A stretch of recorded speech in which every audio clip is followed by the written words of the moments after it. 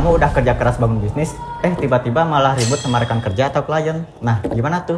Tenang, hari ini kita akan bahas apa itu sengketa bisnis dan cara menyelesaikannya secara profesional.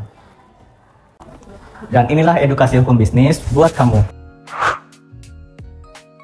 Sengketa bisnis adalah konflik antara dua pihak atau lebih dalam hubungan bisnis, baik antar perusahaan, konsumen, bahkan karyawan. Menurut UU nomor 30 tahun 1999 tentang arbitrase dan alternatif sengketa bisnis bisa timbul dari kontrak, perjanjian kerja, dan hak intelektual. Tahun 2022 ada lebih dari 1.500 kasus yang ada di Indonesia yang dibawa ke pengadilan atau arbitrase. Artinya, semakin maju bisnis kamu, semakin besar juga potensi konfliknya. Jenis sengketa bisnis banyak bentuknya, diantaranya ada sengketa kontrak atau prestasi, sengketa konsumen, sengketa perbankan atau keuangan, sengketa ketenagakerjaan, ada sengketa perindustrian hingga properti. Contoh kasusnya di PT XYZ, mereka memiliki kontrak selama 6 bulan, tapi kontraknya tidak tepat waktu selesainya selama 6 bulan ini karena adanya banjir besar. Nah, si klien ini marah dan membawa ke arbitrase.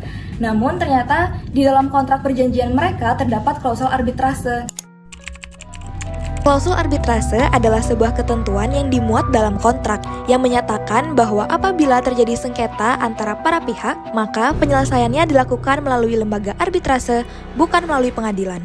Dan hasil, sengketa ini diselesaikan secara profesional sesuai dengan pasal 1244 sampai 1245 KUH Perdata.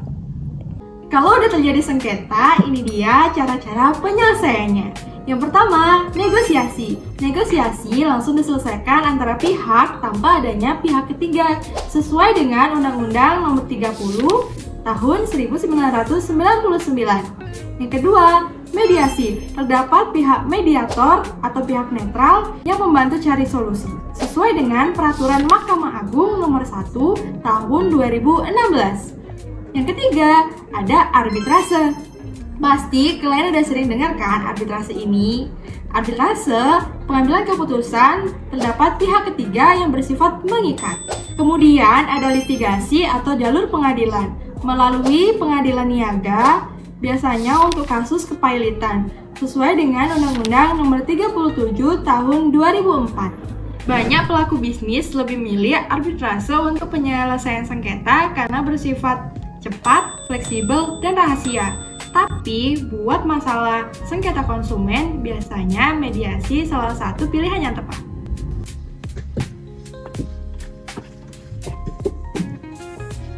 Nah, misalnya kamu beli laptop secara online, ternyata cacat. Pas kamu komplain malah nggak dilayani. Akhirnya kamu ajuin ke Badan Penyelesaian Sengketa Konsumen dan diselesaikan secara mediasi.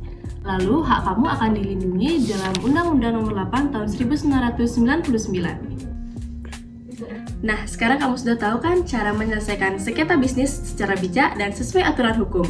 Ingat, konflik bisa diselesaikan dengan komunikasi yang baik, kontrak yang jelas, dan itikat yang jujur. Yuk bangun dunia bisnis yang sehat, adil, dan profesional. Kalau kamu suka video ini, jangan lupa like, share, and subscribe ya. Sampai jumpa di edukasi hukum bisnis berikutnya. Stay legal and smart teman-teman. Bye!